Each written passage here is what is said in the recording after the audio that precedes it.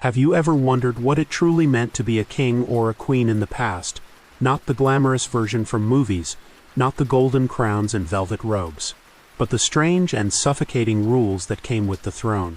Before we dive into tonight's story, take a moment, just a few seconds, to hit the like button.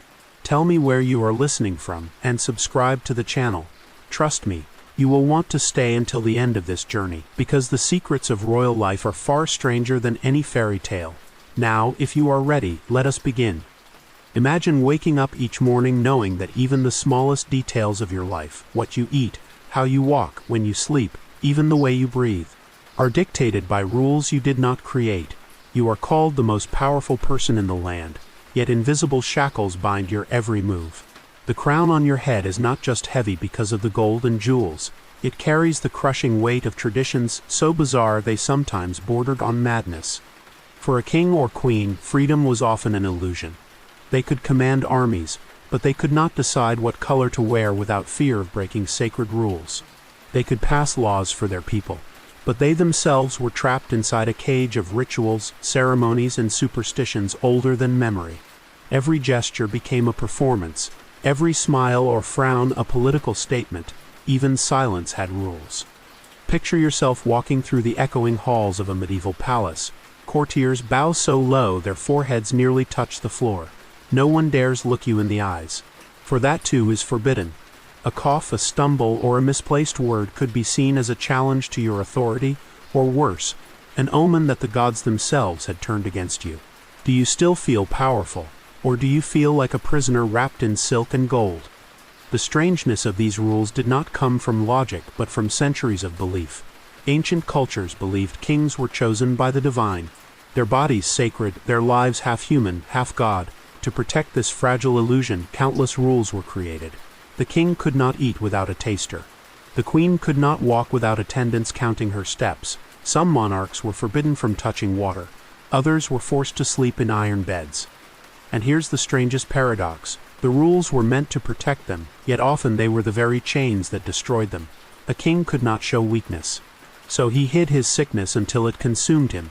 A queen could not choose her own husband, so she lived her life as a pawn on a political chessboard. In this way, absolute power came with absolute imprisonment. As you listen, let your mind drift into this world where superstition and law blurred into one. Ask yourself, if you were given the crown, would you endure the rules that came with it?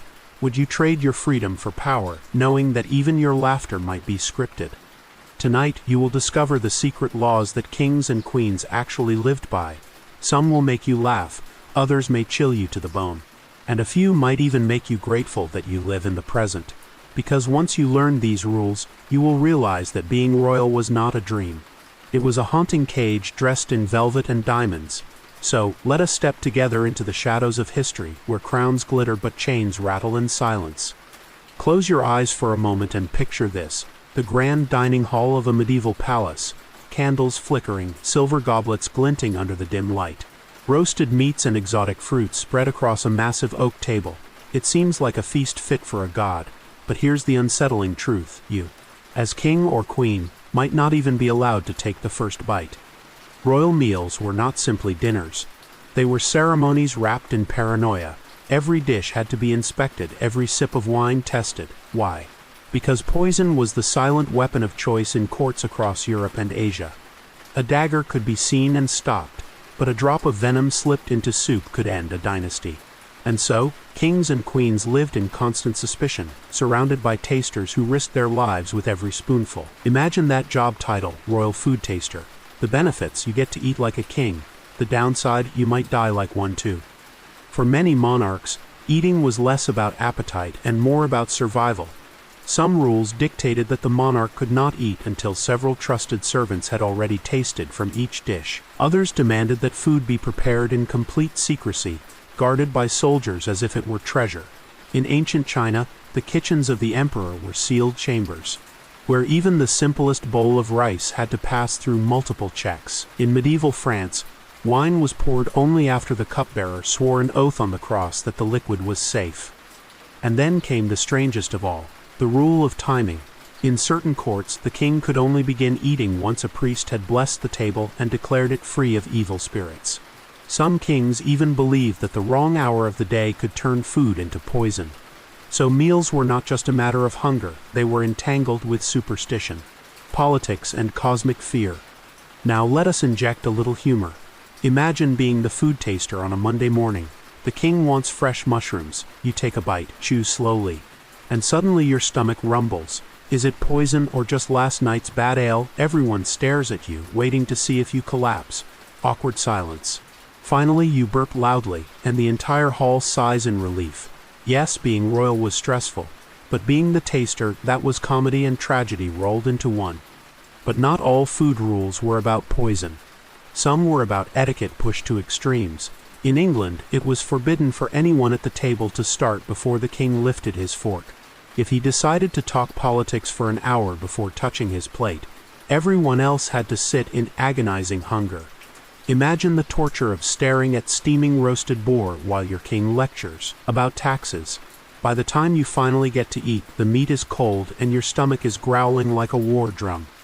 In other courts, there were rules about what foods a monarch could never touch. Garlic, onions, and strong-smelling herbs were often banned. Not because of taste, but because a ruler was expected to smell pure, almost divine. Imagine telling an Italian king he could not have garlic bread.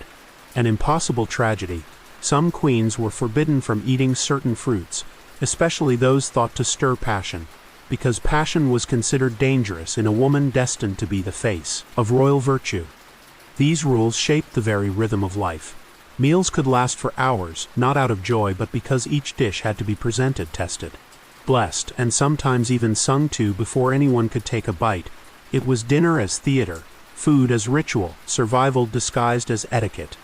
And here's the haunting thought. Food is supposed to bring comfort, warmth, and connection. Yet for monarchs, it was often a reminder of isolation. The same roasted swan that symbolized power might also carry death. Every swallow was a gamble, every meal a performance staged under the shadow of fear. So let me ask you this. If you were given the chance to sit at that royal table, would you dare take the first bite? Or would you nervously wait for the poor taster to give you a shaky thumbs up before lifting your fork? Because in the courts of kings and queens, dinner was never just dinner. It was a matter of life, death, and rules stranger than any modern diet. What if the very clothes you wore could decide your fate? Imagine living in a world where a single thread of the wrong color could cost you your freedom, your title, or even your life. For kings and queens of the past, clothing was more than fashion, it was law, superstition, and power woven together. Across medieval Europe, Asia, and even the courts of ancient Africa, there were strict rules about who could wear what. These were not polite suggestions. They were commands backed by punishment. In England, sumptuary laws decreed that only the monarch and certain high nobles could wear the color purple. Why? Because purple dye was rare, expensive, and symbolized divine right. If you, a commoner, dared to appear in purple robes, you risked being fined, imprisoned, or worse, accused of treason. The dye on your tunic could be seen as rebellion against the crown itself. But purple was not the only forbidden shade. In ancient China, yellow was sacred. Only the emperor could wear robes of imperial yellow silk. Anyone else caught in that color was guilty of stealing heaven's mandate. Imagine being a tailor who accidentally stitched a forbidden thread into someone's garment. One wrong hem could end a dynasty of seamstresses. It was not just about colors either. Certain fabrics were reserved for royalty. Silk, ermine, fur, cloth of gold, these were off limits to the lower classes. Sometimes the rules became absurd. In Renaissance Italy, laws dictated not only fabrics but even the number of pearls allowed on a gown. A duke's wife could wear 10, but a merchant's wife only 3. Yes, people actually counted pearls at parties. Imagine a nobleman leaning in with squinty eyes and saying, "Excuse me, madam, but I believe that is your 4th pearl, guards." Clothes became cages of expectation. Kings were forced to wear heavy jewel-encrusted robes for hours, even under blistering summer heat. Some fainted beneath the weight, but removing the garments in public was considered scandalous. Queens were bound in corsets so tight they could hardly breathe. All to prove their bodies were disciplined reflections of the kingdom's order. Fashion was not comfort, it was a visible contract with power. And superstition gave these rules even sharper teeth. In some cultures, wearing black on the wrong day was thought to invite death into the palace. In others, removing a crown at the wrong time risked offending the gods.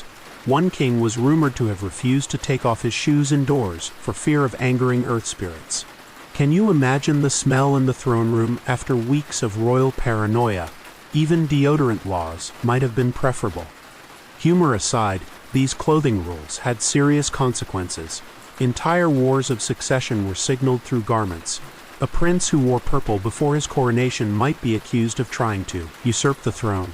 A queen who appeared in public without proper jewels could be whispered about as weak, vulnerable, or cursed. Clothes were never just clothes. They were the visible heartbeat of authority. Now pause and ask yourself, if you were living then, would you dare to flaunt forbidden fashion? Would you risk death for the beauty of a silk robe or the majesty of purple velvet? Or would you play it safe, wearing only drab browns and grays, blending into the shadows of history, because in the courts of the past what you wore was not just a matter of taste. It was law, it was danger, it was the fabric of power stitched with threads of fear and stitched tighter than any chain. Imagine being told that the most intimate decision of your life, who you marry, was not yours to make. For kings and queens, marriage was rarely about love. It was law, politics, and sometimes even astrology. Councils of gray-haired advisors often gathered in secret chambers to decide the fate of young monarchs. They spread maps across oak tables, pointing to kingdoms, rivers, and trade routes, debating which union would bring the most land, the most soldiers, or the most gold. If you were king, your bride might be chosen not for her smile, but for the army her father commanded. If you were queen, your husband might be selected not for kindness, but for the treaty his signature could secure. And sometimes, it was not humans who made the decision at all, it was the stars.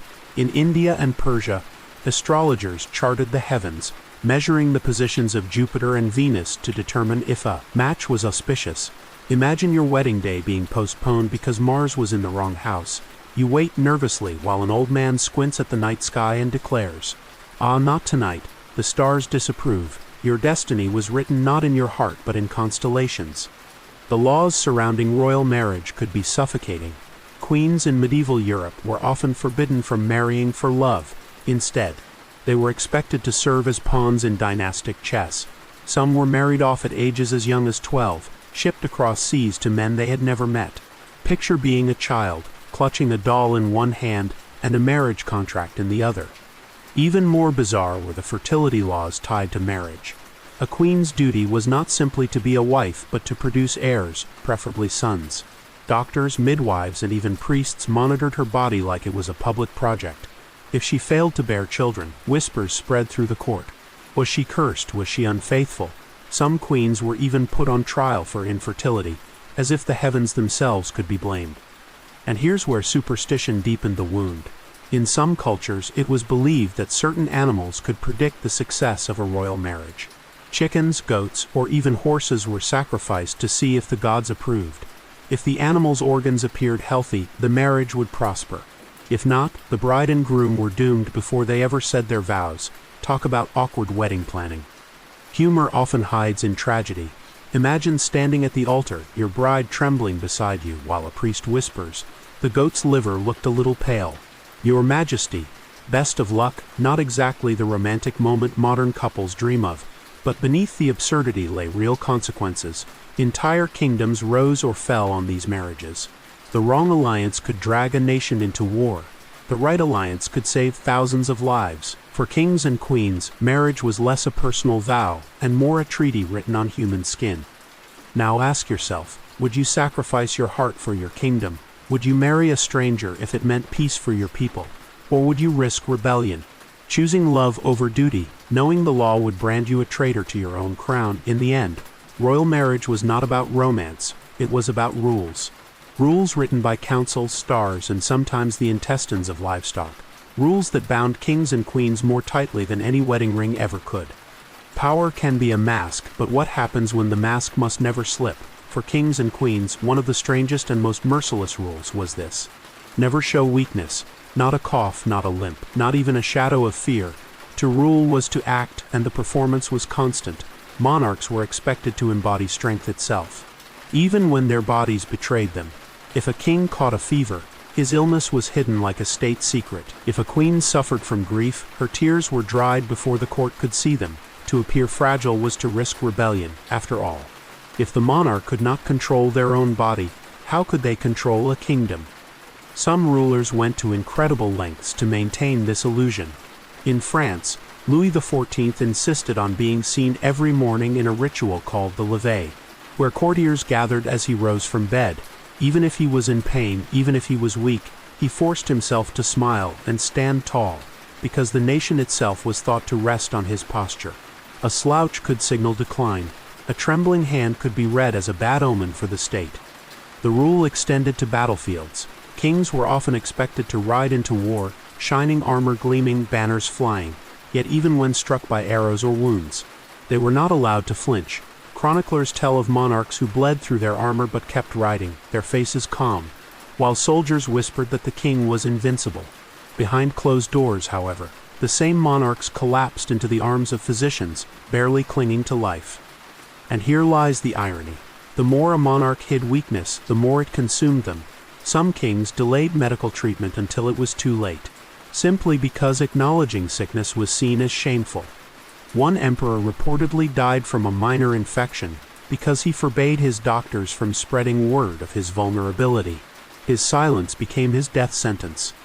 The pressure was not only physical, it was emotional too.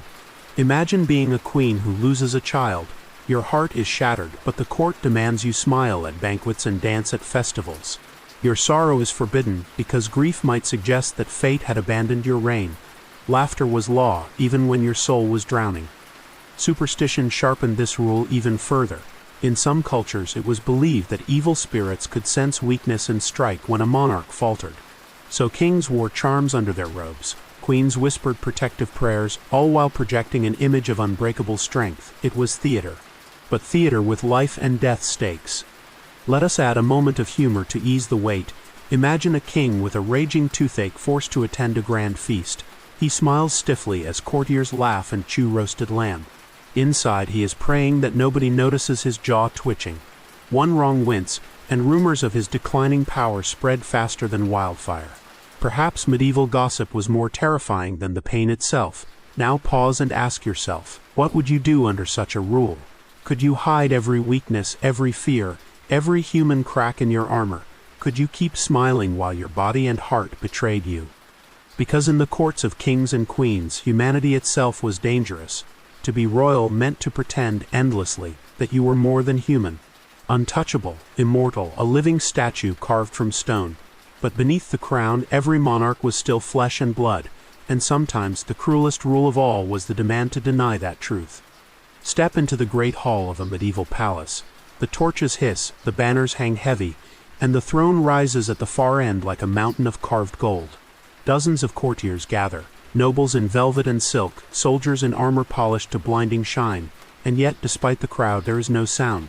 No one dares to speak. Why? Because one of the strangest and most suffocating rules was this: silence before the throne. In many kingdoms, no subject could speak until spoken to by the monarch. Words had to be granted like royal favors. If you were summoned to court, you could not greet the king. You could not cough, sneeze, or even clear your throat without risk. Imagine standing there, nervous sweat dripping down your back, rehearsing your lines in your head, waiting for the king's nod. One wrong move, one stray syllable, and you could be dragged out for disrespect. This was not just etiquette, it was power theater. The silence reminded everyone that the monarch controlled not only armies and laws, but even conversation itself. To break silence without permission was to challenge authority, a crime as dangerous as treason. Chroniclers describe entire courts where hundreds stood frozen for hours, waiting for a single word from the throne. And the rules went deeper. In Byzantium, courtiers were expected to fall silent and avert their eyes whenever the emperor entered. In Japan, some shoguns demanded absolute quiet, to the point where courtiers perfected the art of walking without sound, their sandals padded with soft cloth. In certain African kingdoms, clapping, singing, or even loud breathing in the royal presence could mean exile or execution. Silence was not absence. It was a weapon. Superstition wrapped itself around these laws. Some rulers believed that careless words could attract evil spirits or worse, curse the monarch's reign. Others thought silence amplified their divine aura, transforming the throne room into a sacred temple. If the king spoke, it was like hearing the voice of heaven. And if you spoke first, you risked inviting disaster, not just for yourself, but for the entire kingdom. Of course, silence sometimes created absurd scenes. Imagine a nobleman fighting a sneeze in the middle of court. His face reddens, his body trembles. His eyes water. Finally he sneezes too loud. The hall gasps, guards tense, and the poor man is left praying the king has a sense of humor. Perhaps the only thing scarier than poison in your soup was a sneeze in the throne room. But beneath the comedy was a chilling truth. Silence kept people powerless. If you could not speak, you could not argue, plead, or resist. The king's word was the only voice that mattered. The throne did not just rule, it silenced. Now ask yourself, how long could you last in that hall? Could you stand perfectly still, your tongue tied while your heart pounded in your chest? Could you endure hours of waiting for the monarch's signal, knowing that a single slip might cost you everything? Because in those echoing halls, silence was not golden. It was deadly. What if the simple act of bathing or not bathing could decide whether you were seen as divine, dangerous, or doomed? For kings and queens, hygiene was never just about cleanliness. It was ritual, superstition, and sometimes outright absurdity. In medieval Europe, some monarchs believed that bathing too often weakened the body. Doctors warned that hot water opened the pores, letting in sickness and evil spirits, so kings would go months, even years, without washing. Imagine a royal banquet hall filled with perfumes and roses, not to create beauty but to mask the stench of an unwashed court. Perfume was not luxury, it was camouflage. Yet in other cultures, the rules reversed. In ancient Egypt, pharaohs were expected to bathe multiple times a day in sacred water. Priests poured oils and herbs into the baths, believing it purified the body and spirit. Missing a ritual bath was not just unhygienic, it was sacrilege. A dirty pharaoh was a dangerous omen, a sign that the gods had turned away. Some hygiene laws bordered on the comical. In France, King Henry IV was notorious for rarely bathing. His courtiers joked that he carried his own battlefield everywhere he went. On the other hand, Queen Elizabeth I of England insisted she bathed once a month whether she needed it or not. Once a month by her standards. She was the sparkling example of hygiene. Imagine bragging about that today on social media, #CleanQueen, just had my monthly bath. The rules extended beyond water. In some courts, kings were forbidden from cutting their hair because hair was thought to hold divine power. In others, nails were carefully collected after trimming, stored in jars, and buried with ritual, lest witches use them for curses. Imagine royal attendants carefully sweeping up fingernails, whispering prayers as if they were holy relics. Teeth brought their own bizarre customs. Medieval monarchs chewed cloves or mint leaves, believing fresh breath kept demons away. Some laws even forbade rulers from letting their teeth rot, as bad breath was seen as a sign of weakness. Yet without modern dentistry, many kings lost teeth early, forcing them to smile with closed lips while portraits lied with perfect grins. Superstition wove itself into every washcloth and comb. In Japan, certain emperors were forbidden from touching cold water after sunset, fearing it would steal their life energy. In parts of Africa, kings had to use specially blessed clay or ash to wash, as ordinary soap was considered unworthy. In Europe, some queens were doused in wine instead of water during ceremonial baths, as if cleanliness could be achieved by drowning in luxury. And humor lurks here too. Imagine being the servant in charge of pouring wine into a queen's bathtub only to realize you have spilled half a vineyard. Or the poor barber who sneezes while shaving the king. Suddenly the entire room gasps, fearing he has offended the gods of hygiene. But beneath the strangeness lay serious meaning. Hygiene rituals were not private acts. They were public performances of purity, strength, and divine connection. A clean king meant a blessed kingdom. A dirty king could mean famine, plague, or war. The body of the monarch was thought to reflect the health of the realm itself. So ask yourself, would you endure months without bathing if your advisors swore it kept away disease? Or would you soak in sacred oils every morning, knowing that missing a bath might mark you as cursed? For kings and queens, cleanliness was never simple. It was a battlefield where health, superstition, and law collided. And sometimes the strangest rule of all was that to remain pure, you had to stay unwashed. Hold out your hands for a moment. Which one feels more powerful? For most of history, the answer was already decided for you, your right hand. The left hand carried a shadow, a stigma, and for kings and queens it was bound by law and superstition so strange it shaped the way they ruled. Across Europe, the Middle East, and Asia, the left hand was often called the sinister hand. The very Latin word sinistra means unlucky or evil. In royal courts, to use the left hand in front of the monarch was considered disrespectful, even cursed. Imagine raising your goblet with your left hand during a feast, only to see horrified stares, as if you had just invited the devil to dinner. For monarchs themselves, the rule was harsher. Many kings were forbidden to use their left hand in public, regardless of whether they were naturally left-handed. Some had to retrain from childhood, forced to write, eat, and fight only with the right. A left-handed king was thought to be weak, unnatural, or even possessed. Chroniclers sometimes left out any mention of a monarch's left-handedness, erasing it from history like a scandal. Superstition reached absurd levels. In some courts it was believed that evil spirits clung to the left side of the body to shield themselves. Kings wore charms on their right wrist as if to anchor divine power there. In Africa, certain tribal monarchs were required to greet their people only with the right hand, for the left was said to bring famine or drought.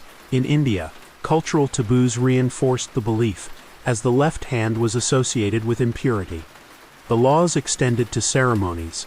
During coronations in Europe, monarchs were required to hold the scepter in their right hand and the orb in their left, but only briefly, as a symbolic act. Immediately after, the orb was passed off, leaving the right hand free to gesture with authority. Even blessing gestures were performed strictly with the right. A left-handed wave from the throne, unthinkable. And humor, of course, sneaks in. Imagine a left-handed king at a royal banquet, instinctively reaching for a turkey leg with his forbidden hand. Gasps ripple through the hall. He freezes turkey in midair before awkwardly switching to his right. Somewhere in the corner, a jester mutters, "Long live the king," and his confused chicken dance. But the rule carried darker weight too. In battle, kings who used their left hands could be accused of witchcraft. Enemies claimed they fought with the devil's hand.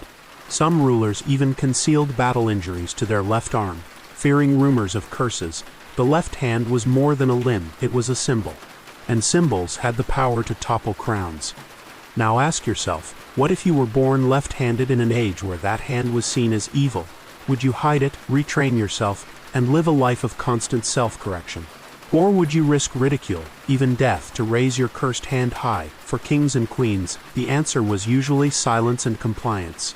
The left hand was bound, chained not by iron but by belief. And sometimes the cruelest laws were not written on parchment but carved into the habits of the body itself. Food is pleasure, food is survival, but for kings and queens food was also law, and not every dish was allowed to touch their royal lips. Some foods were strictly forbidden, not because of taste or health, but because of superstition, symbolism, and rules that often bordered on the absurd. In medieval Europe, garlic and onions were frowned upon for monarchs. Strong odors were thought to pollute the royal aura.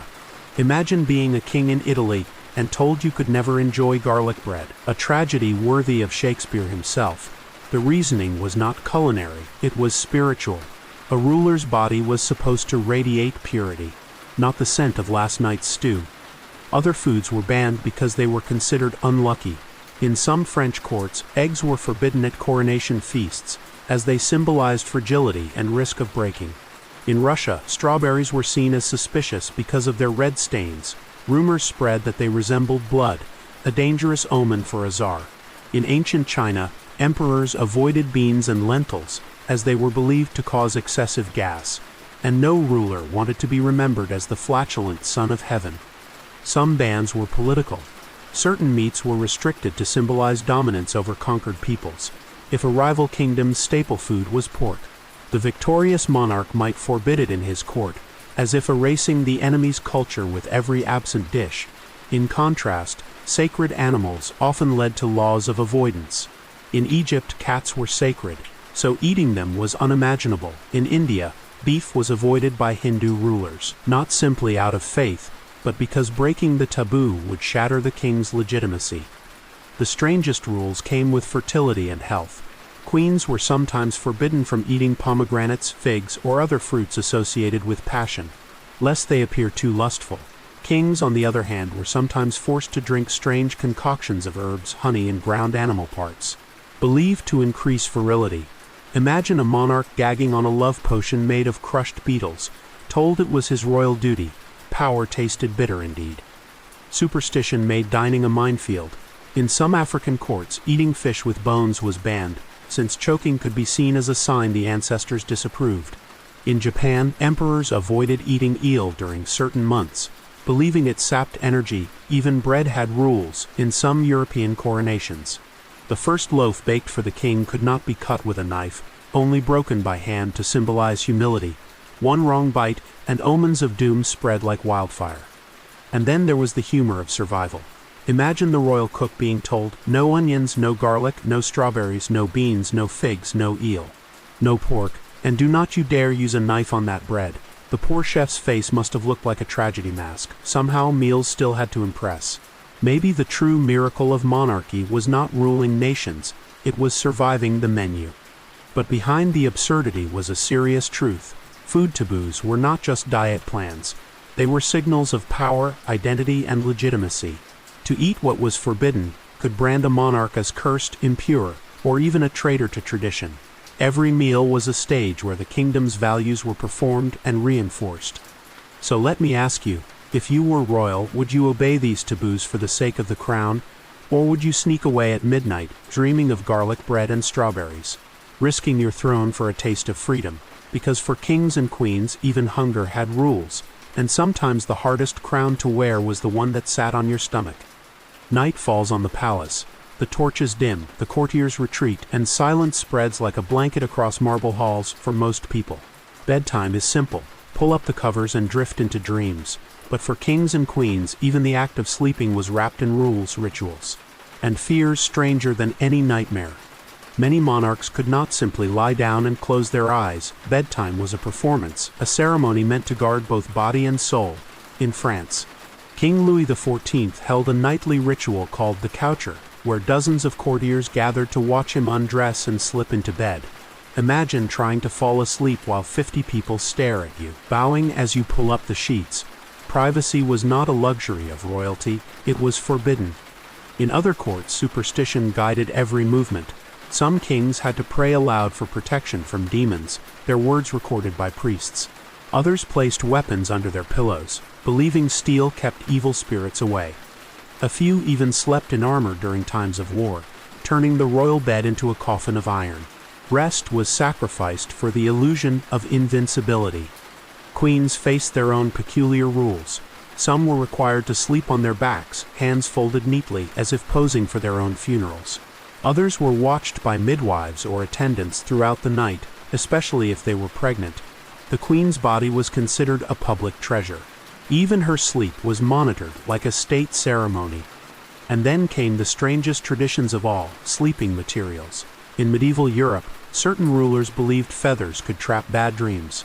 So they banned feather mattresses. Instead, they lay on stiff straw, their crowns resting on nearby tables. In Japan, some shoguns slept on wooden pillows, said to keep the head upright and the spirit aligned. In Africa, sacred stones were sometimes placed under beds to protect against curses. Rest was never restful. It was a battlefield against unseen enemies. Of course, absurdity often crept in. Imagine a king who insists on nightly guards chanting psalms outside his chamber. The poor soldiers, half asleep, drone in monotone until one accidentally snores mid-prayer. The king bolts upright, convinced a demon has entered the room. Perhaps the only thing more exhausting than ruling by day was trying to sleep by royal rules at night. But beneath the humor was fear.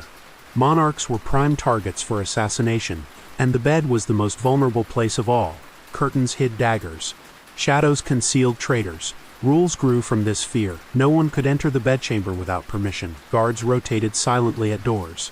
And even the king's food before bedtime was tested twice. Sleep was dangerous.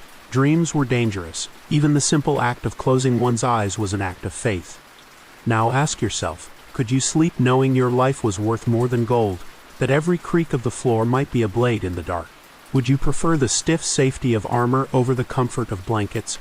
Or would you risk the forbidden luxury of deep sleep, gambling that morning would still come? For kings and queens, bedtime was never rest. It was ritual, it was law, and sometimes it was a reminder that even in dreams the crown never came off. Imagine waking up one morning and realizing your body is no longer yours. Every breath you take, every heartbeat, Every bruise on your skin belongs not to you, but to the entire kingdom. For kings and queens of the past, this was not a metaphor, it was law. Their bodies were considered national property, sacred vessels that symbolized the health and destiny of their realms. In many monarchies, the body of the ruler was treated as divine. It could not be harmed, altered, or even examined without ritual. Some kings were forbidden from undergoing surgery, no matter how much pain they endured.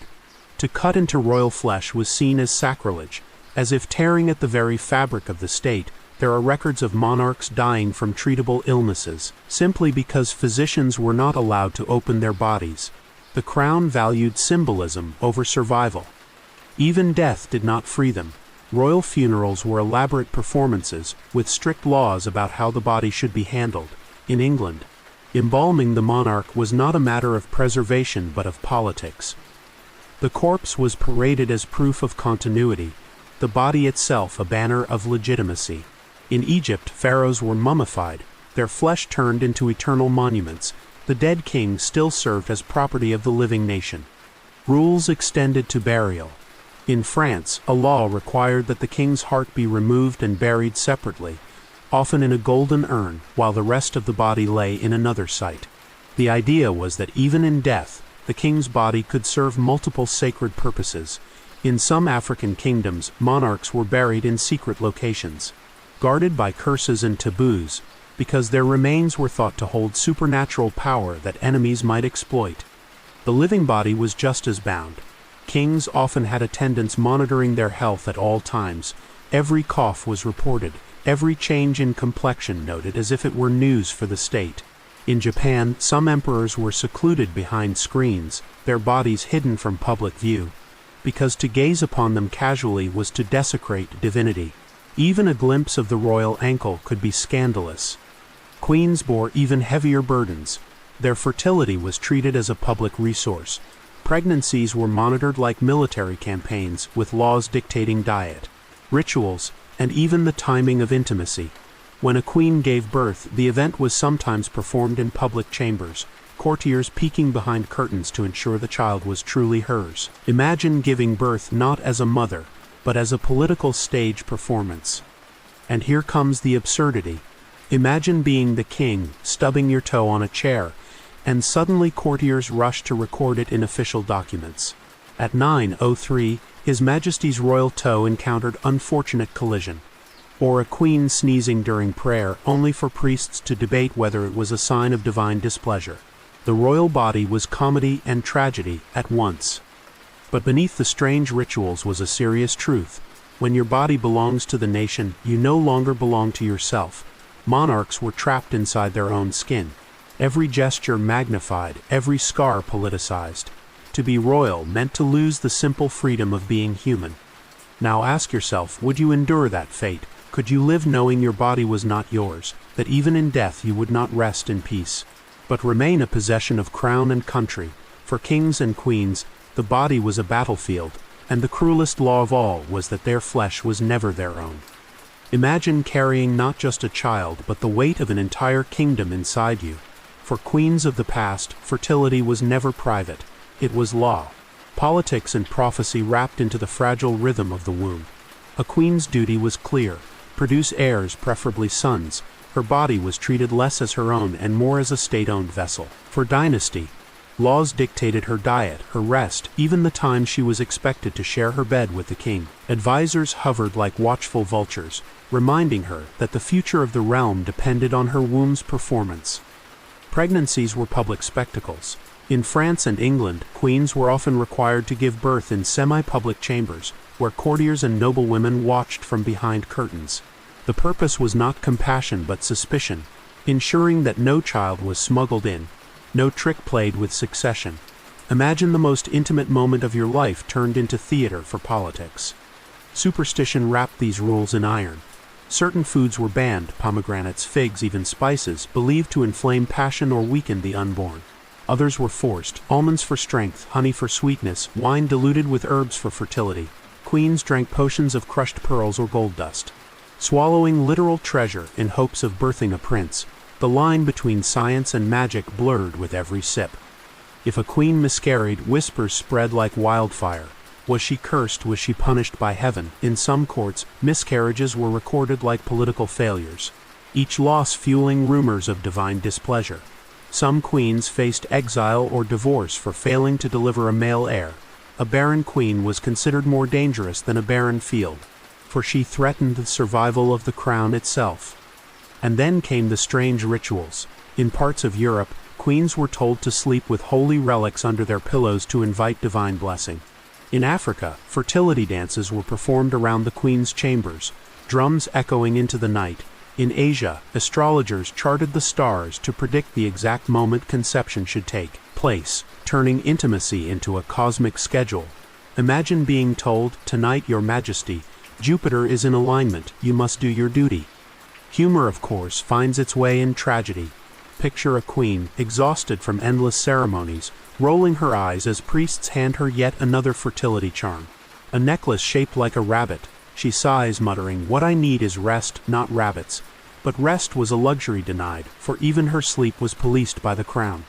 The pressure was immense, crushing even the strongest spirits. Some queens lived in constant anxiety, their identities reduced to wombs with crowns. And yet, in rare moments, some rebelled quietly, sneaking forbidden foods, refusing rituals, whispering prayers not to gods of fertility, but to gods of freedom. Now ask yourself, could you endure such laws? Could you carry not only the weight of pregnancy, but also the burden of a kingdom's survival? Would you sacrifice your body for dynasty, or risk disgrace to reclaim it as your own? For queens, fertility was never just nature, it was a battlefield of laws, expectations, and rituals. And sometimes the cruelest truth of all was that their children were not theirs, they belonged first to the crown. Imagine a king in full regalia, crown glittering, robes trailing across marble floors, and then imagine that same king dressed like a fool, forced by law to join a carnival of absurdity. For monarchs, festivals were not always glamorous displays of power. Sometimes they were bizarre rituals in which kings and queens became unwilling actors in a theater of chaos. In medieval Europe, the Feast of Fools turned order upside down. Clergy dressed as jesters, peasants mocked nobles, and even kings were sometimes compelled to play along. Laws demanded that the monarch appear in public, laughing at insults, pretending to be powerless for a single day. Imagine the supreme ruler of a kingdom forced to clap as peasants pelted him with jokes. It was comic relief for the people, but humiliation for the crown.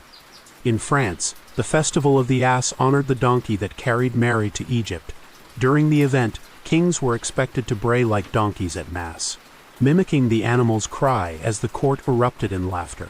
Picture a solemn king, trained to speak with dignity, suddenly forced to belt out a ridiculous hee-haw before an audience of nobles. For one night, royalty became parody. Other festivals demanded endurance rather than comedy. In Russia, certain czars were compelled to join drinking contests, laws requiring them to outlast their courtiers in consuming rivers of vodka. Falling asleep too soon was seen as weakness. Vomiting was a national embarrassment. The throne was not just heavy, it was hungover. In Africa and Asia, festivals sometimes forced monarchs into roles of sacred clowning. Kings danced in bizarre costumes, their steps believed to ward off evil spirits. Queens wore masks of animals, embodying fertility and protection for the land. To refuse was not an option. Laws declared that without royal participation, the festival lost its power. A monarch's dignity was the price of the people's safety. Superstition made these events even stranger. In some cultures, laughter itself was considered magical, capable of chasing away plagues or bad harvests. So the king's humiliation became a form of sacrifice, his embarrassment fueling the fortune of the nation. Imagine knowing your awkward dance steps might decide whether crops flourished or failed. And humor was everywhere. Picture a jester whispering, "Your Majesty, perhaps you would prefer juggling," the king sweating in an oversized mask. Sighs, "Only if I can juggle my crown." The court roars, the people cheer, and for a fleeting moment the mighty monarch becomes the kingdom's punchline. But beneath the absurdity lay real politics. These festivals reminded rulers that their power depended on the people.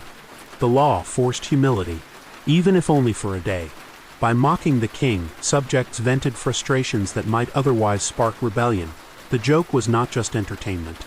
It was survival for the monarchy itself. Now ask yourself, Could you endure that role?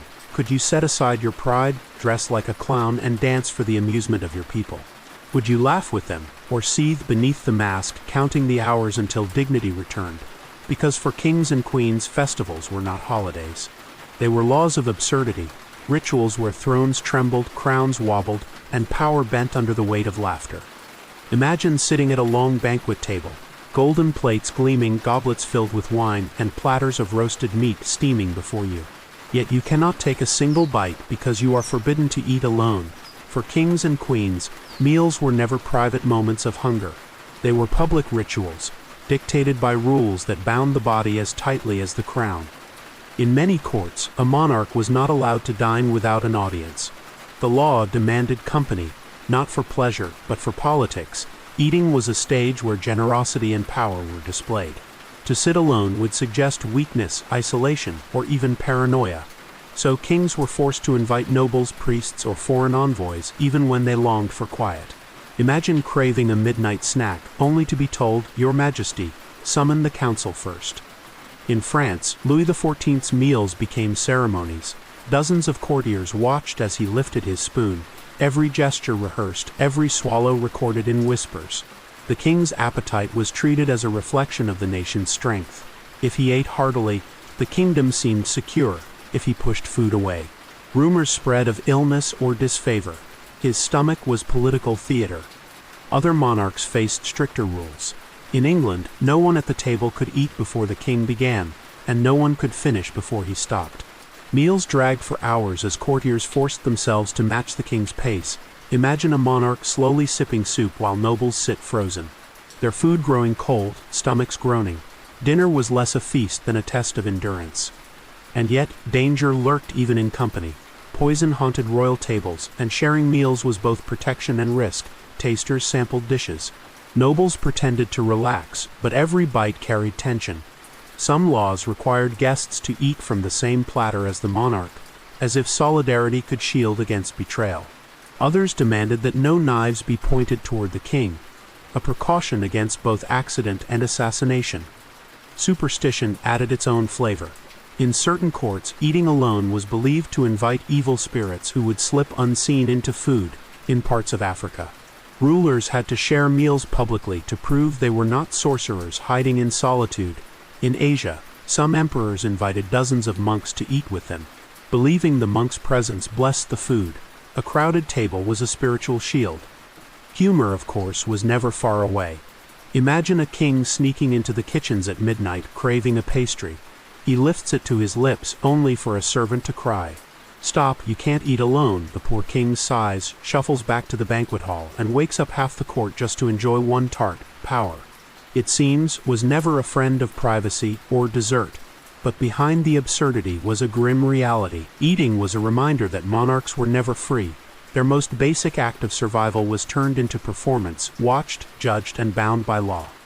So ask yourself, would you endure such rules? Could you share every meal under watchful eyes, never tasting solitude, never knowing the simple joy of eating in peace? For kings and queens, dining was never just about food. It was about power, fear, and appearances. And sometimes the loneliest part of ruling was that you could never be truly alone, even at your own table. What if every flutter of a bird, every crack of thunder, every odd dream, was a law you had to obey? For kings and queens, omens were not just whispers of fate. They were binding rules, shaping decisions as surely as swords or crowns. In many ancient courts, no royal act could proceed without consulting omens. Before wars, marriages, even meals, astrologers and priests scanned the skies. Read the flight of birds or examine the entrails of sacrificed animals. If the signs were bad, laws forbade the monarch from acting. Imagine a king ready to invade an enemy, only to cancel the campaign because a crow landed on the wrong roof. In Rome, augurs read the will of the gods in bird patterns. A flock flying east might bless a battle. A flock flying west might doom it. Monarchs were bound by these readings, even if they doubted them. To ignore omens was to risk rebellion, for people believed disaster would follow. In China, eclipses were treated as cosmic warnings, and emperors had to perform rituals of humility to restore balance. A failure to do so could spark uprisings, as subjects assumed heaven had withdrawn its favor. Dreams, too, became law. In the Middle East, if a king dreamed of water, it meant prosperity. If he dreamed of fire, it foretold destruction. Priests recorded these dreams as if they were royal decrees. Sometimes the strangest details guided entire nations. An emperor who dreamed of a white horse might order statues built across the land to honor it.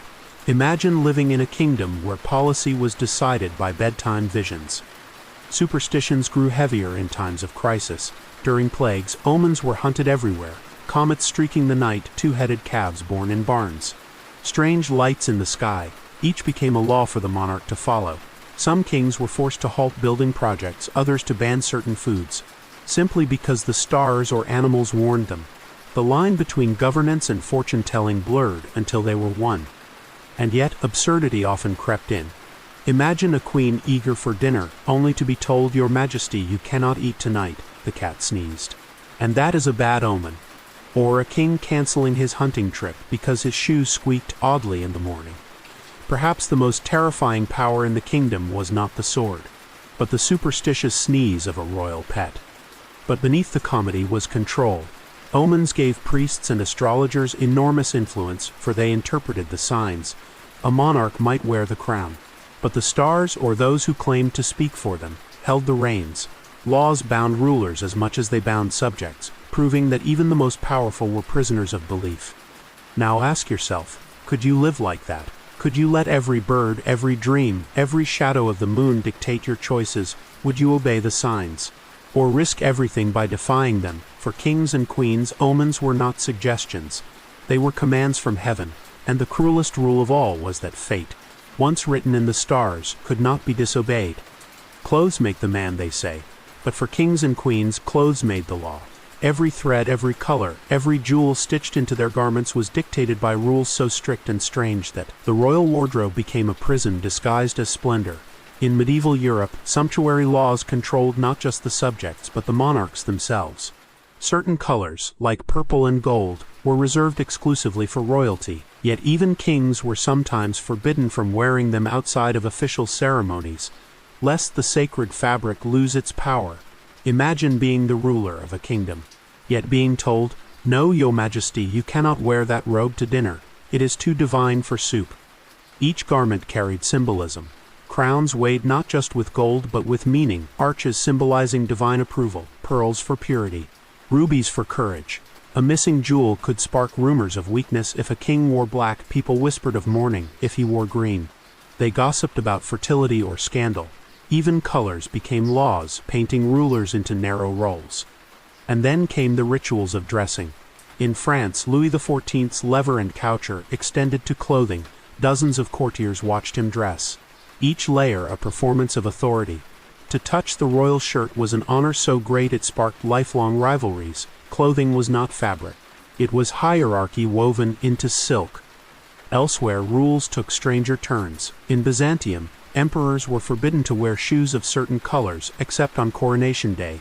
In Japan, emperors once wore layered robes whose colors shifted with the seasons, each combination prescribed by law. In Africa, some monarchs wore garments woven with sacred beads, and removing them outside of ritual was said to invite curses. To undress was not private, it was political. Superstition also crept into wardrobes. Some kings refused to wear clothes sewn at night, fearing that darkness imbued them with evil. Queens avoided unfinished hems, believing open stitches allowed spirits to slip in. In Russia, rulers wore shirts embroidered with protective prayers, their skin pressed against scripture as if to armor the soul. Of course, absurdity often followed. Picture a king standing before a mirror, arguing with his tailor, "Does this robe make me look too fertile?" Or a queen sighing, "Another crown, I already have one for breakfast, one for lunch, and one for dinner." Somewhere, a jester mutters, "Perhaps the real crown is the back pain we endured along the way." But beneath the comedy lay weight. Clothes were cages. To appear in the wrong outfit at the wrong time could mean scandal, unrest, or even rebellion. Monarchs could not choose comfort or personal style. Their wardrobe was scripted by centuries of tradition, politics, and fear. Now ask yourself, could you endure such rules? Could you live a life where even your socks had laws, where your colors were chosen not by taste but by destiny? Would you trade comfort for crowns, or rebel for the freedom of a simple tunic? For kings and queens, fashion was never freedom. It was duty stitched into fabric. destiny sewn into seams, and sometimes the heaviest crown of all was not on their heads but hanging in their closets. Reach out your hand. Now imagine that simple gesture being illegal. For kings and queens, touch was never casual. It was ritual, it was danger. It was law. The royal body was surrounded by invisible walls, and the rules of touch were some of the strangest laws ever written. In many monarchies, no subject could touch the king or queen without explicit permission. To lay a hand on the royal body, even accidentally, could mean imprisonment or death. Imagine tripping in a crowded hall and brushing against the queen's gown. Your stumble could cost you your head. The body of royalty was not flesh, but sacred ground. In France, certain kings allowed only a chosen few to dress them, each touch a privilege carefully assigned. In England, the rule was harsher. Even noblemen risked punishment if they touched the monarch without leave. Records tell of courtiers begging forgiveness after simply steadying a king's arm on the stairs. Touch was power, and power had a price. And yet touch could also heal. In medieval England and France, monarchs performed the royal touch, where kings and queens laid hands on the sick to cure scrofula, a disease of the lymph nodes. Laws declared that only the monarch's touch carried this divine power. Thousands lined up for the chance to be healed, turning touch into both medicine and propaganda. Elsewhere, superstition reversed the rule. In some African kingdoms, no one was allowed to touch the king because it was believed their life force would drain away. Even servants had to handle royal belongings with sticks or cloths, never bare hands. In Japan, emperors were considered so sacred that being touched by commoners would desecrate their divinity. The body was untouchable, both shielded and imprisoned. Queens faced special restrictions. Pregnant queens were guarded against touch by strangers, as it was feared evil spirits could slip into the womb through physical contact. Some were forbidden from hugging even their own children in public, lest it appear unseemly. Affection was dangerous when the law demanded distance. Of course, absurd moments abounded. Imagine a king itching to shake hands with a visiting ambassador, only to remember the law forbade it. He awkwardly waves instead, leaving the ambassador wondering if the monarch simply disliked him. Or a queen dropping her handkerchief, and the nearest courtier panicking. Do I pick it up? Do I risk touching it? Do I let it rot on the floor? Sometimes the strangest comedy was born from fear of contact, but beneath the humor was isolation. To live untouchable was to live unloved. Monarchs went years without casual embraces, without the comfort of a friendly hand on the shoulder. Their laws of touch built walls higher than any fortress. Now ask yourself, could you endure such distance? Could you live in a world where every hug was forbidden, every handshake dangerous, every brush of cloth a potential crime? Would you trade the warmth of human touch for the cold safety of a crown? For kings and queens, touch was never simple. It was sacred, it was feared. It was controlled. And sometimes the cruelest rule was that the loneliest prison had no bars, only laws written on skin. Imagine living in a world where certain words could never leave your lips, not because they were rude, but because the law itself declared them forbidden. For kings and queens, speech was not free. It was bound by rules so strange that a single misplaced word could endanger both throne and life. In medieval courts, monarchs banned words that hinted at weakness. To speak of death in the presence of a king was often illegal, as if uttering the word might summon it. Instead, courtiers invented euphemisms, passing to glory, joining the ancestors, or the long sleep. Imagine being fined or executed simply for saying, "The king looks ill." Truth was treason. In France, it was forbidden to call the king sir. He had to be addressed as your majesty or sire, titles believed to carry divine weight. Using the wrong title was not just impolite, it was criminal. In China, entire words were outlawed if they matched the emperor's personal name. Writers had to avoid certain characters, forcing entire poems to be rewritten. Language itself bent beneath the crown. Superstition deepened these rules. Some queens forbade the mention of storms, fearing the word would bring bad weather for their coronations. Others banned talk of certain animals, wolves, snakes, crows, symbols of bad luck. The law of words turned conversation into a dangerous maze, where a wrong phrase could mean exile. Even humor was dangerous. Jesters danced on thin ice, crafting jokes that teased but never crossed the line. One wrong punchline and laughter turned into execution. Imagine the tension of comedy, where the audience could kill you for a misplaced rhyme. Perhaps the bravest souls of all were not knights. but clowns. But silence was its own prison. By banning words, monarchs banned thoughts. If no one could say famine, could anyone admit hunger existed? If war was forbidden, could peace truly be defended? The laws of speech turned language into chains, forcing subjects to think only in ways that pleased the crown. And yet absurdity flourished. Imagine a king who outlawed the word short, forcing his subjects to describe him as vertically majestic, or a queen who banned the word old, making courtiers trick over phrases like "Your Majesty is timeless." Somewhere, scribes must have sighed, inventing synonyms to survive. Now ask yourself, could you live in such a court? Could you train your tongue to dodge forbidden words, reshaping every sentence out of fear?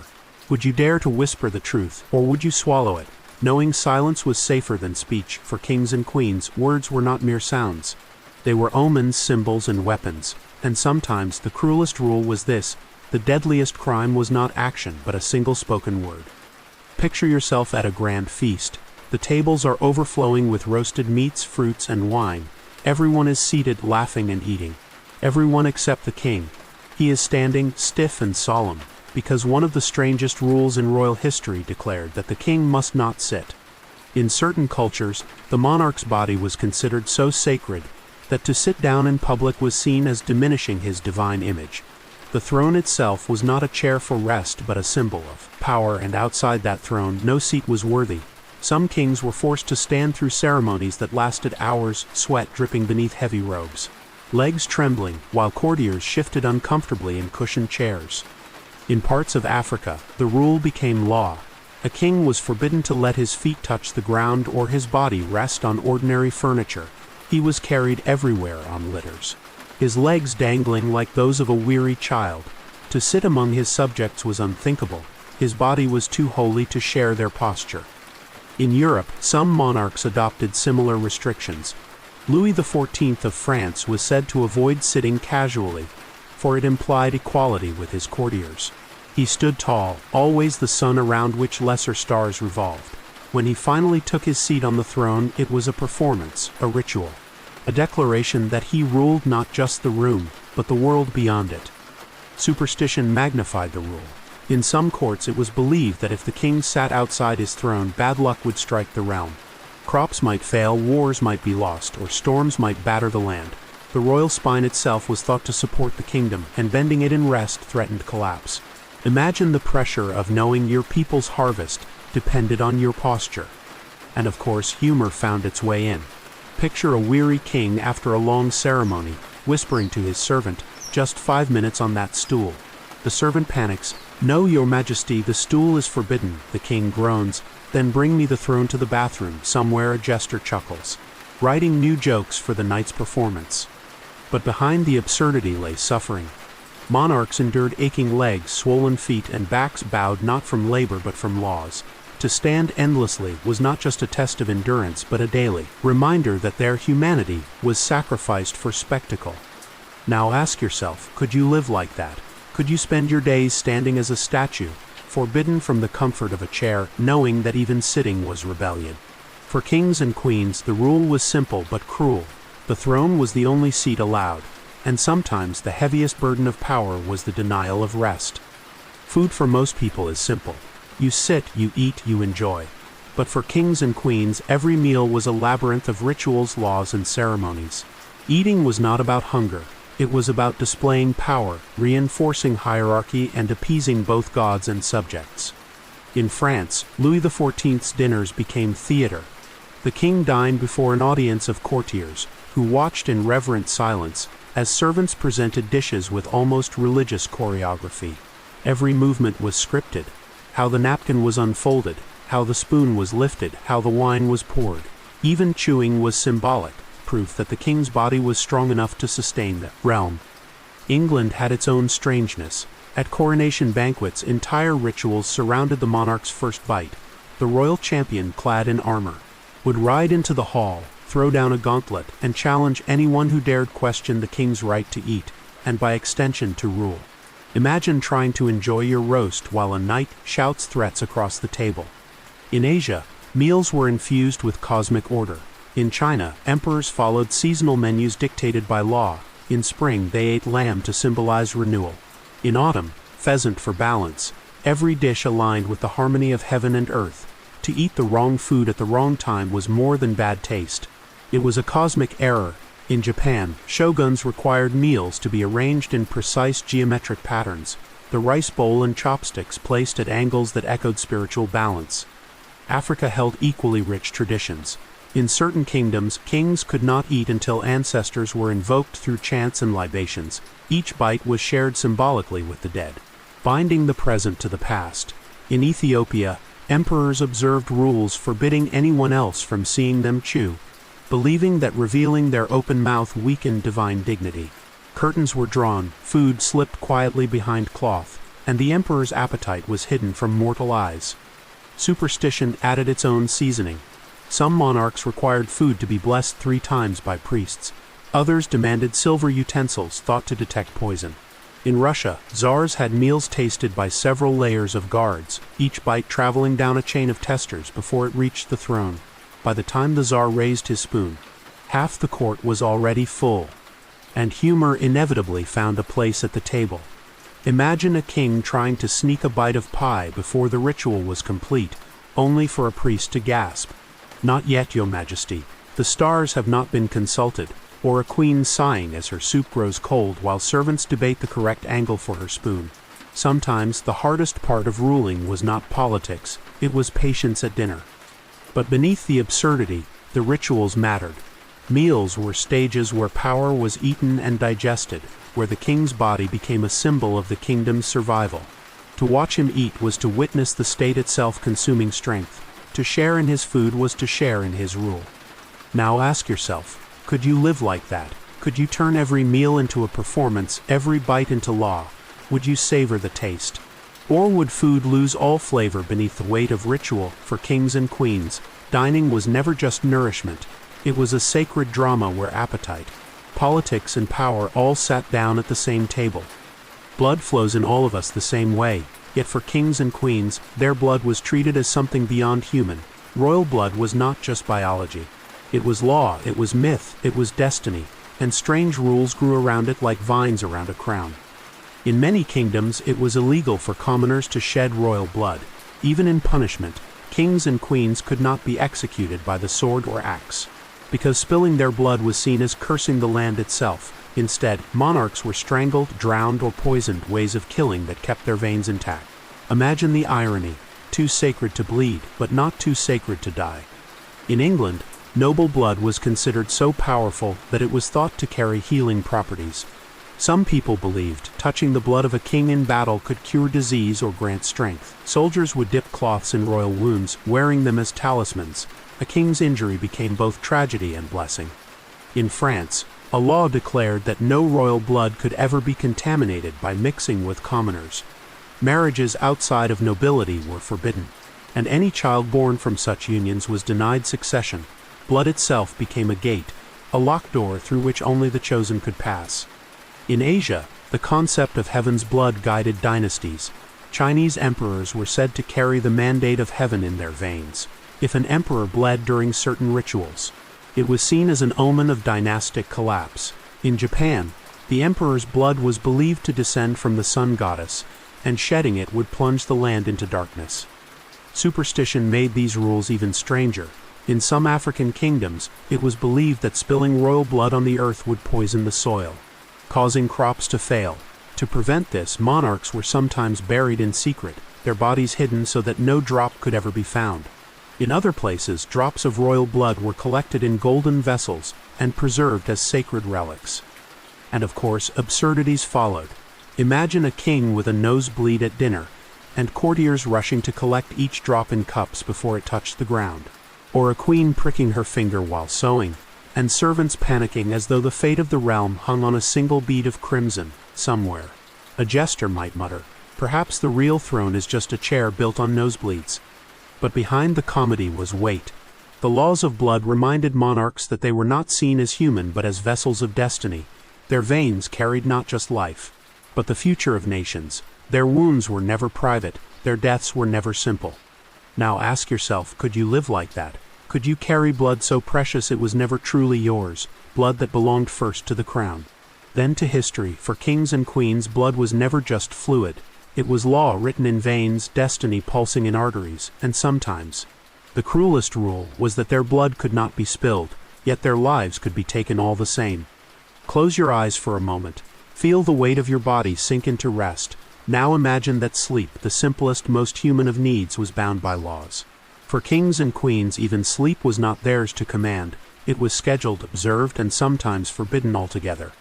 In France, Louis XIV's bedtime was a public event. His coucher ceremony required dozens of courtiers to witness the king undress and lie in bed. The act of closing his eyes became theater, a ritual binding him to the rhythms of court. To fall asleep early or to nap in private was forbidden. The king's sleep belonged to the kingdom. In some Asian courts, emperors were barred from sleeping outside the palace. To dream beyond sacred walls was believed to expose them to demons or wandering spirits. Imagine being forbidden from dozing off on a journey, forced to ride awake through endless nights because dreams had borders. Superstition turned sleep into prophecy. In the Middle East, a ruler's dreams were treated as divine messages. Laws required scribes to record them each morning. Whether they made sense or not, a nightmare of falling stars could send armies marching, while a dream of bread might change taxation on grain. The monarch's unconscious mind became a government office. Some monarchs were even forbidden from sleeping alone. In parts of Africa, kings were required to have guards or companions present in their chambers. For fear that evil spirits would strike in solitude, privacy was a luxury denied, even in dreams. And strangest of all, in certain European courts, monarchs were discouraged from sleeping too long. Slumber was thought to weaken the body and invite treachery. Laws demanded short, restless nights, with officials checking that rulers rose at prescribed hours. Picture a weary king desperate for rest, jolted awake by a servant crying, "Up, your majesty, the law forbids another hour." Humor naturally crept into the exhaustion. Imagine a queen trying to sneak a nap behind a curtain, only for a courtier to cough loudly. "Forgive me, your majesty, but the law forbids royal snoring before dusk." Or a king glaring at his astrologer, "Tell the stars to let me sleep." Perhaps the greatest rebellion a monarch could commit was simply hitting the royal snooze button. But beneath the absurdity was torment. To deny sleep was to deny humanity. Monarchs lived in gilded prisons where even their dreams were regulated, where the mind's last refuge of freedom was shackled by ceremony and fear. Now ask yourself, could you endure such laws? Could you surrender your nights, your privacy, even your dreams to the crown? Would you live awake for your kingdom?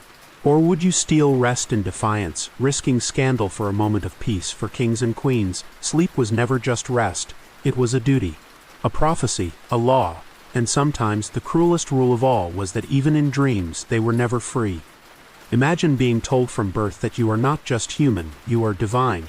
For some kings and queens this was not metaphor.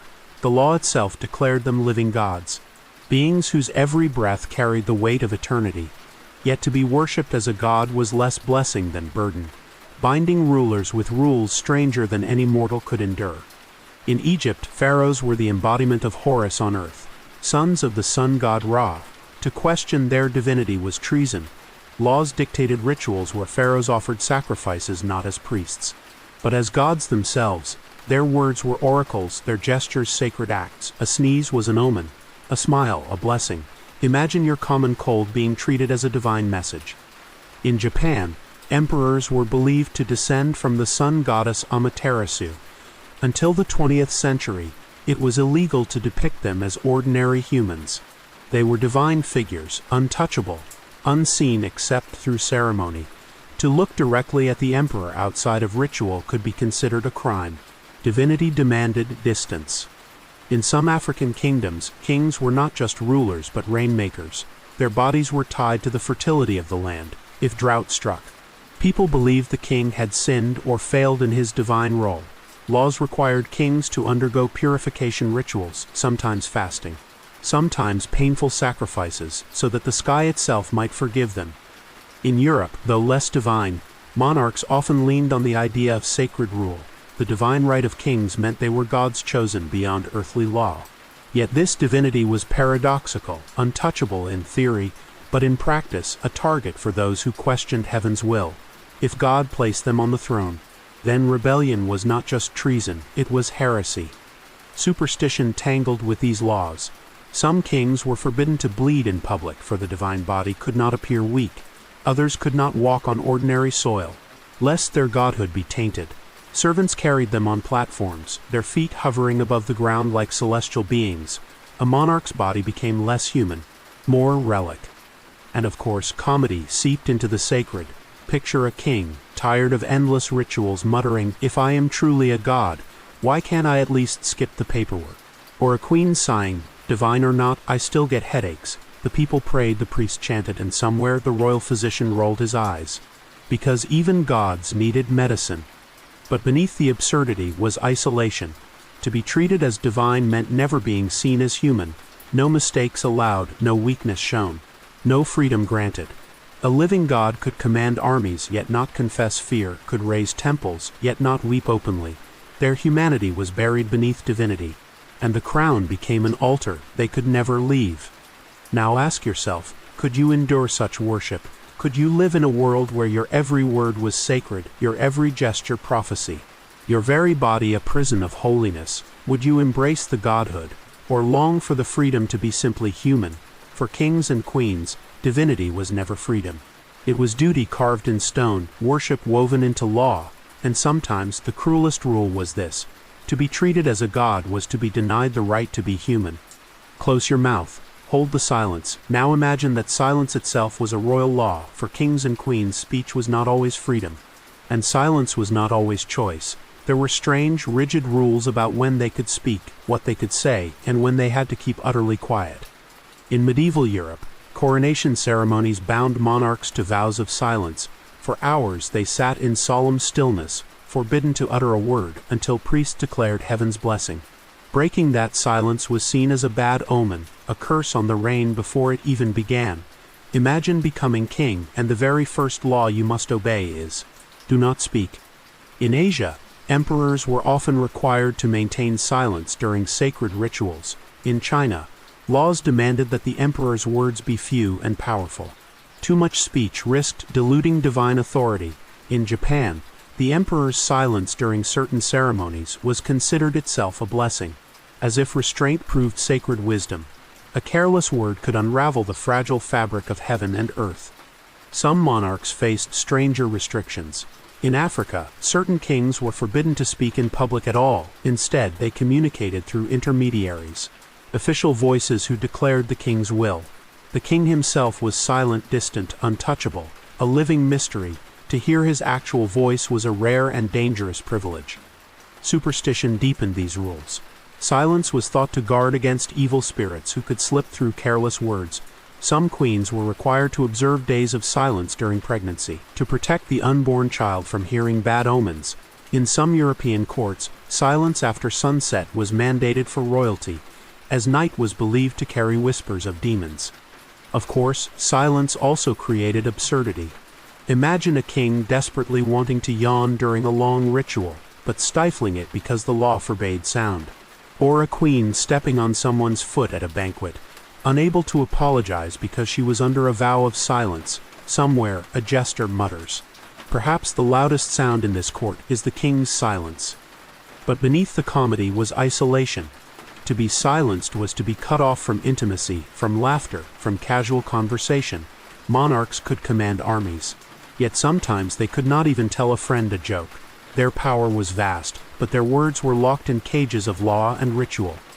Now ask yourself, could you live like that? Could you surrender your voice, your freedom to speak, to rules written centuries before? Would you endure silence for the sake of divine image? Or rebel for the simple joy of saying what you please? For kings and queens, silence was never empty. It was law, it was theater, it was control. And sometimes, the cruelest rule was that their greatest speeches were the ones they were forbidden to make. Take a deep breath. Imagine the weight of a crown pressing down on your head, not just metal and jewels, but centuries of strange laws and impossible expectations. For kings and queens, the final and greatest rule was this: they were never free. Bound by crown and custom, their lives were prisons of ritual. Every law we have explored, laws of eating, sleeping, touching, speaking, even bleeding, wove together into one iron chain. A monarch's body was not their own. Their words were not their own. Even their dreams belonged first to the throne. To rule was to surrender the simplest joys of being human. In Europe, the idea of the two bodies of the king captured this paradox. A monarch had a private body, frail and mortal, and a public body, eternal and sacred. The law demanded they live for the second, while the first withered in silence. They could never be simply themselves. They were always symbols. In Asia, emperors bore the mandate of heaven. In Africa, kings carried the fate of rain and harvest. In every culture, monarchs were bound to rules that transformed them into something more than human and less than free. Superstition tightened the chains. A sneeze became a prophecy, a meal became a ritual, a robe became law. The crown was not a gift of power but a cage of gold. To remove it was unthinkable. To bear it was unbearable. And yet humor survived. Picture a weary king tossing his crown onto the bed and sighing, "If this is power, I would rather be a farmer." Or a queen whispering to her maid, "The only law I wish for is 5 minutes of peace." The jester bows and says, "Perhaps the crown fits best when it is not worn at all." In those small cracks of laughter, humanity peeked through the armor of law, but the truth remained. The strangest rule of all was that kings and queens could never stop being kings and queens, no matter where they went, no matter what they wished. The crown followed. It was bound not just to their heads but to their souls. Now I leave you with a question. Would you take the crown? Would you surrender your freedom, your body, your voice, even your sleep, to live under laws that make you less human and more symbol? Or would you walk away, leaving the glittering prison behind? For kings and queens, the last and cruelest law was not written on paper. It was etched in expectation. Once crowned, forever bound.